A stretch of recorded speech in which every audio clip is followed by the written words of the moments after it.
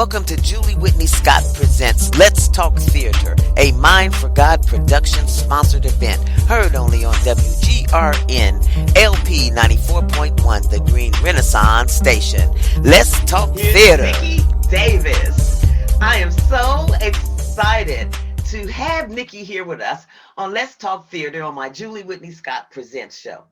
So Nikki, first off, welcome. Thank you, Julie. I'm so happy to be here. I am too. I am so happy to see you. It's such a joy for me. Like when we meet and we work with them, we become a little family, and it's so happy. And for me, I get so happy to watch people grow, especially young people, because I got a little bit of edge on you over there, Nikki. So you just a little bit of edge on there. So it excites me when I work with young people or young artists, and I watch them just grow and just magnify their art and their creativity. When did you decide that you wanted to be involved in theater?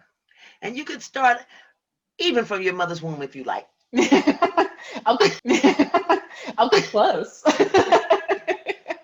Yes, awesome. So I caught the theater bug at 4 years old, or I'd like to say that anyway. My parents took me to a lot of theater growing up, and when I was 4, they took me to see the Phantom of the Opera in Toronto. We had front row seats, which I was like, my parent, like, why that young? But after the show, my mother took me to the stage door. It's like 11 o'clock at night, but she knew how enamored I was with the show. And I got to meet the cast, and they got to meet me because they had seen me in the audience. They're not used to seeing tiny little children in the front row at their show. And the woman who played Christine took a liking to me and took me and my parents backstage down to her dressing room. She put her masquerade dress up against my little body, and I have a picture of that. My dad tried on the mask, and then we went onto the stage, and I got to see some of the sets. And I don't have like real memories of this. I have pictures and the stories, but I have to believe that was the moment that I'm like, this is cool. And then just from there, I was in dance classes and theater classes. I attended a after-school theater program from 5th to 8th grade. And then in high school, I'm a big nerd. I'm a big academic. I love school. And so my theater schooling had to kind of take a back seat to my academia, but I still did theater with my high school, doing all the plays and the musicals and whatnot. And my goal was always be an actor. That was always what I wanted to do. I think my 4th grade yearbook. Let's move up. Let's move up to you deciding, how did this come about your project? I was already like, oh, I got to see that, because number one, it's history, it's factual as you can get, from what, the research girl.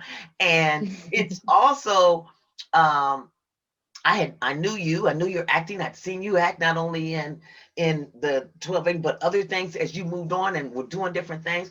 And I was just intrigued, especially with the climate of Me Too and everything. And the concept of this, I'm not going to tell it. You tell it.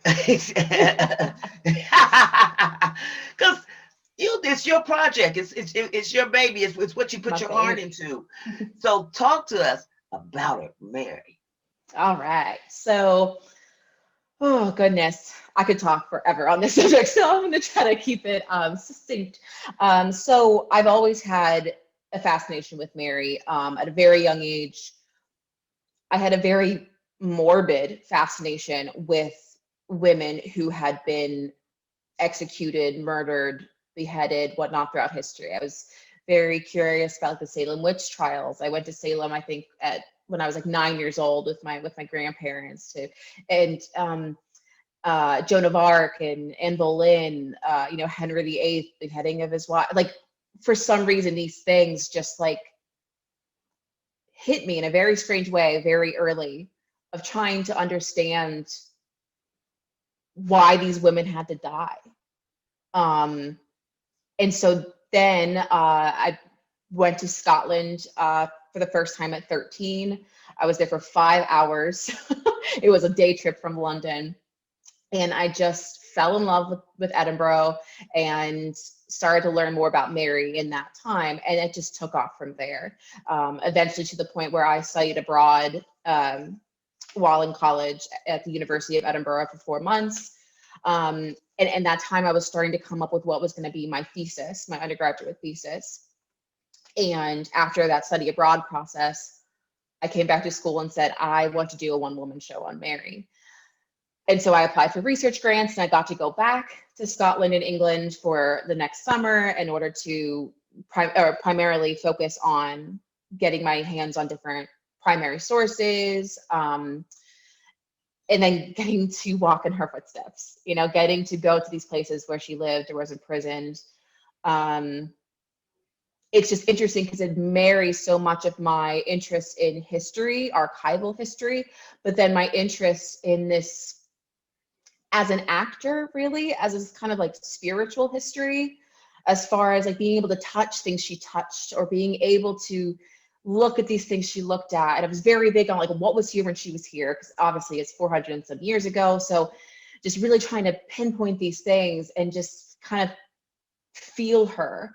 So that was an important mesh together of both reading actual words, either written by her or about her, and then also getting to walk in her footsteps. And so I then spent my senior year writing. Well, first I had to research my research to figure out what I wanted to say, what I wanted to do with this, because the last thing I wanted was to just tell a story. This wasn't about just like a narrative. Well, how can we use this story? And so I ended up writing a show. I performed it one time in college. And Nikki, I mean, Nikki, yeah. did you have was it the same title? What? It was the same title, but Tell the audience what the title was, and did you change it in any way? so the title of the play was Marie Regina, the life of Mary Stuart, Queen of Scots. And kind of my concept in the first time doing it back in college in 2016, my concept was her belief in her divine right to the English throne. Almost everything in her life, good decisions, bad decisions, holding back, whatever it was surrounded about this idea that she believed beyond anything else that she had this divine right to rule not only Scotland, but England. But the fact that she was a woman in this position meant she had to make certain decisions, and certain decisions were blocked off from her ability to make. And so it was a much different way of managing that. So in naming the play Marie Regina, which means Queen Mary in Latin, she always signed her letters, even to her dying day, literally 6 hours before she was beheaded. She wrote her last letter, which I do, is how the piece basically ends. She signed it Marie Regina. I mean, to her dying day, she was like, I am a queen. And so that was kind of the overall concept the first time around. And then 4 years later, I get talking to Joe Bashara, and he's the one who said, do you want to do this again? And that was not what I expected. It is not what I had planned at all. It was him. He was like, well, send it to me. I'll read the script. I'll see if we can do something with it. And this is also at a point where I had already decided that I no longer really wanted to act. I had done quite a few shows in Columbus since Shadowbox, since 12 Angry Women. And I was just falling out of love with it. And I had to really re-examine what I wanted and where I was most creatively fulfilled. And Joe, being a front runner in Central, one of my good friends, and a front runner in Central Ohio, of encouraging and giving opportunities for diverse people of diversity, which include women, opportunities to present real original works that they do. So I just wanted to put that in there because I think that's real important. Those two things I don't want my audience to miss. The fact of the participation of a process of a team and how something goes from A to B is what pushed you. And then you said it yourself, because I had wrote it down. Talk about what you mean by all of a sudden you weren't too interested in acting anymore, even though you were out there. And like you said, it's a difference from just getting out there and doing the show. Okay, the show's over. I mean, it's a difference than doing that. Then I am a part of this whole process. So pick it back up. Now you with Joe, and you got to rewrite this thing, because I don't know why you tell us why you felt you had to rewrite that thing. Yes, thank you, Julie. You know, that's exactly the collective effort is so beautiful, and and Joe was so instrumental in the whole process. He knew this was my baby. He knew this was the happiest I'd ever been in my life, was creating and working on this piece, and just Mary in general has been, you know, my thing for a very long time. So he was equal parts respectful, super respectful. Like, I knew nothing was ever going to happen without my final approval. But he was like, but I am going to ask you hard questions, and I am going to push you, which I'm like, yes, please. I love directors or working with anyone that is going to push me. And that was part of some of the, you know, rehearsal processes I had in Columbus. Certain ones I felt challenged and inspired more than others. And it depended on how we collaborated, it depended on the piece, whatever, but it just showed me the importance of what is possible when you do have a very respectful but still motivating, challenging. Still a director who challenges you, pushes you to do your best work. You know, and like you said, when he said it to you, you didn't shy a lot back like, oh, he's so mean. Why he want to ask me? You didn't shy back like, well, that's just mean how you talking to them. You see what I mean? Why are you up? You was like, yeah, because I can meet the challenge. Challenge me, help me be the best I can be. So I'm so happy you brought that up, because there are a lot of actors out there in Columbus, Central Ohio, that I've seen that and have heard them talk, even if they were in a project I was in or in another project, to hear some of the things. And I sit back and think, well, you must not really care that much about your craft, because if the director is trying to pull you to do your best, then it's obviously not that important to you that you do your best, because you're griping and crap about. You know what I'm saying? About somebody made you somebody anyway. Yep. Agreed. But I'm so happy to hear you say that.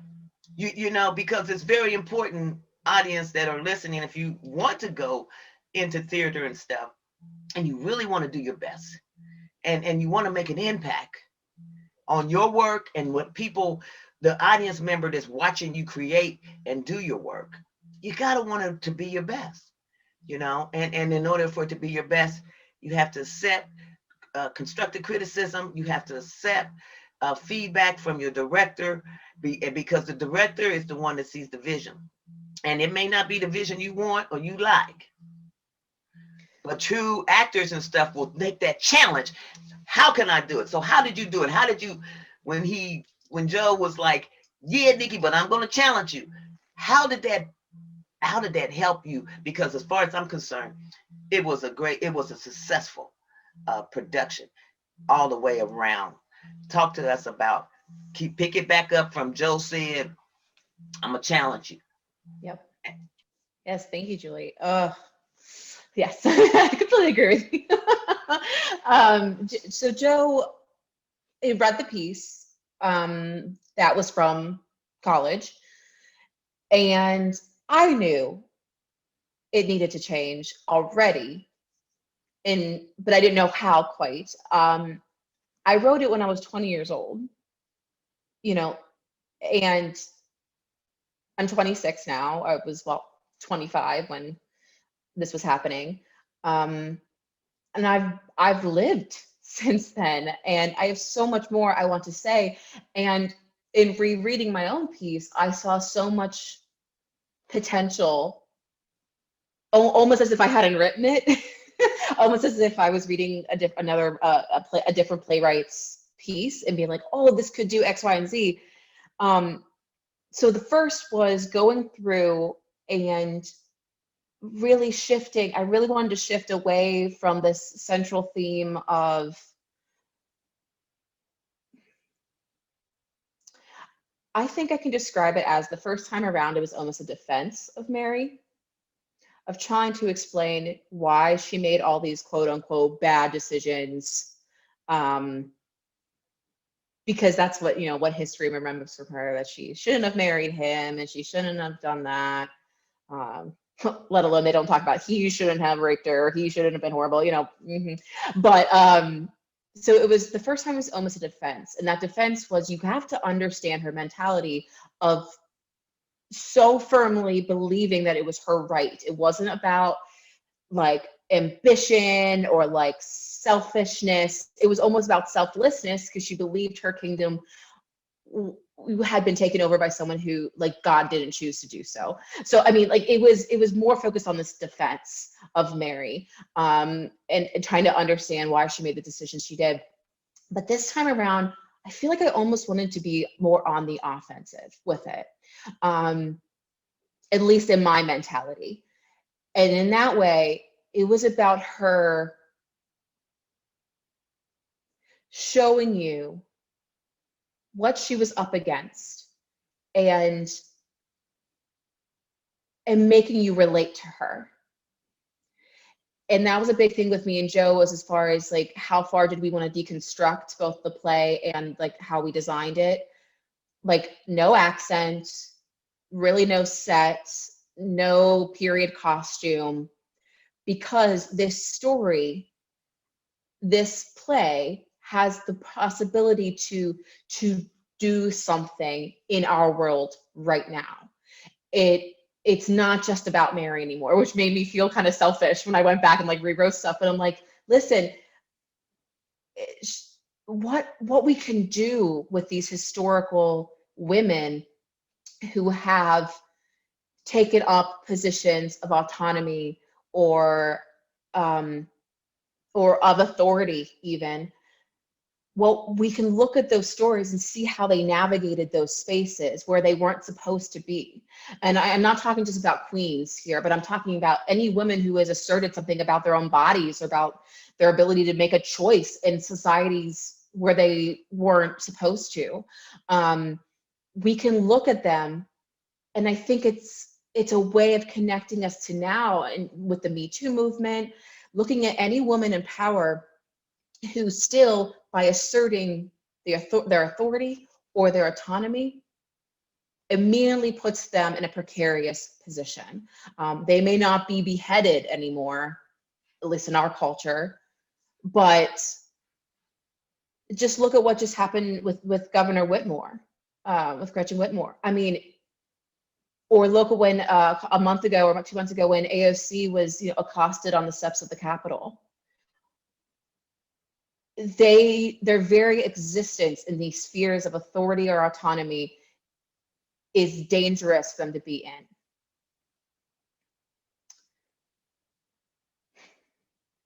And so I think there's something powerful about solo performance for women.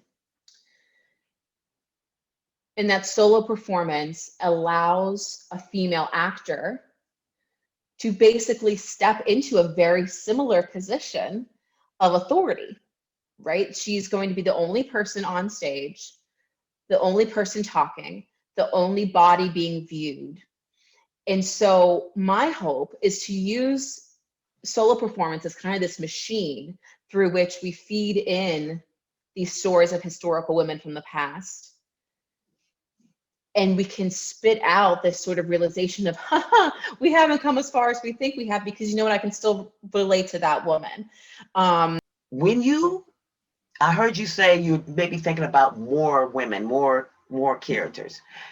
How does diversity come into that, Nikki? Are you only going to be looking at European white women, or are you going to be looking at the other people of color that were also probably involved or around there in some way? How's that? Is that going to be a part of it? Yeah, Julie, thank you for asking that. It's something that has been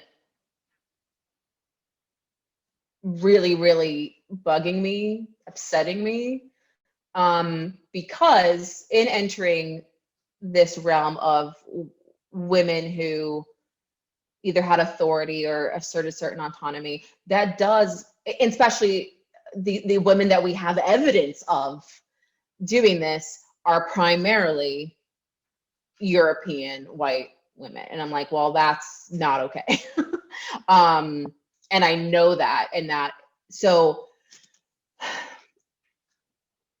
it's really important to me to do the hard dives, to find women of color that fit this instance. And like I said, it's not just about authority. I really want to, or power in a queenly sense, but like literally just a woman who, you know, refused to perform a sexual act for someone who was like blackmailing her or threatening her. You know, I mean, like just asserting a choice, like that all counts, but it's about finding those stories. And I think it'd be even more powerful if we can find these lesser known or not known at all instances. I know one of my particular interests right now, I'm very looking at female spies during World War II. And there's a specific woman, Noor Inayat Khan, an Indian woman, who I find very, very fascinating. But then I also struggle, and these are conversations I need to have. These are important conversations I need to have. I struggle with, what right do I necessarily have as a white woman to tell these stories? And I'm like, okay, so then can I collaborate? Can these be collaborations? Which I would love, obviously. Obviously, I'm big on collaborating, because I feel these stories need to be told, but also it's like, is it my story to tell, or can I, you know? So, Julie, it's something that's been, it upsets me, and I think, Nikki, it's one of those things that, and the reason I brought it up is because I think, especially at this time in this climate, we have to start not being afraid to talk about things based on how we see them. Yep. Because that's how we see them. And if we don't talk about things how we see them, like you were saying, based on, you're looking at Mairead now based on, okay, when she was a child, how did all that affect? And bring that out, because the person is still involved. So my challenge to you is not to be afraid to touch on the truth of what was happening at that time. You see, because it's not you. And I think that what stops a lot of people, black and white, from writing is because they feel the guilt or the shame or whatever of other people's stuff. And and if you're writing as a historian, you're writing as a historic, and this happened. See? Yeah, absolutely. Yes, thank you for putting it like that. That's great. I think, and these are conversations I want to have. I'm definitely not trying to stray away from it. I know you're not, because you wouldn't have been so honest when I asked you the question. Yeah, and I am. That's the last thing I want to do, is not include these stories. And so, how to best go about that these stories would have the greatest possibility of being heard about. You see what I'm saying? It's work, and a lot of people don't want to put in that work. You know, it's easier. Hey, let me just talk about what I know. But Julie, you know, we like to do the work. We like the challenge. You like it. We So like the challenge. Yeah. yeah. No, So and it's an important one. It's an important challenge. Like, it's not just like, oh, I have to do this. It's like, no, I have to do this. It must be done. And I think there's something to be utilized in the idea that as a historian, I need to get out of my head that I need to get everything right.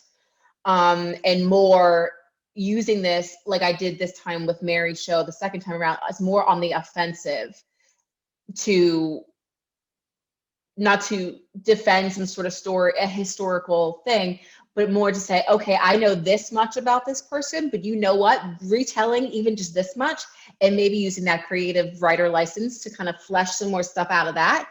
How much can that do? So, like, I don't care if there's maybe this much information.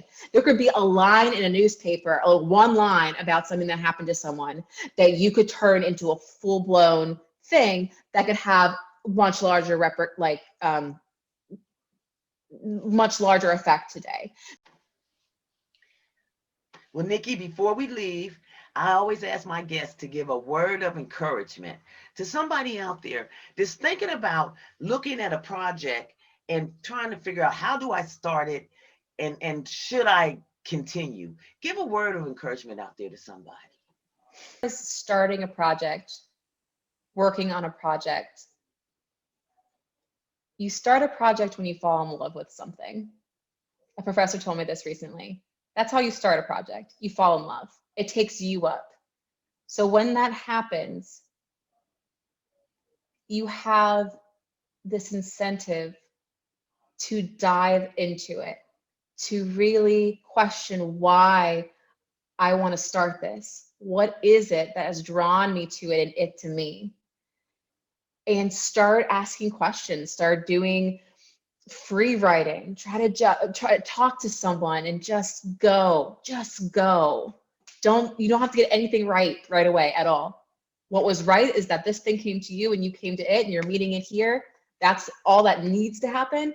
And now don't be afraid to get sidetracked, to go in a slightly different direction. It is okay to be unsure. It's actually a wonderful thing to live in that space of being unsure. Ask questions, look at things from different perspectives, and you'll never know what you'll find there. It's a really fun place to be when you've been hit by something you love, a project that you want to start, and then you're just living in this space of who knows where it could go. So enjoy it there. All right. That's a word of encouragement from Nikki Davis. Thank you so much for being with us on Let's Talk Theater.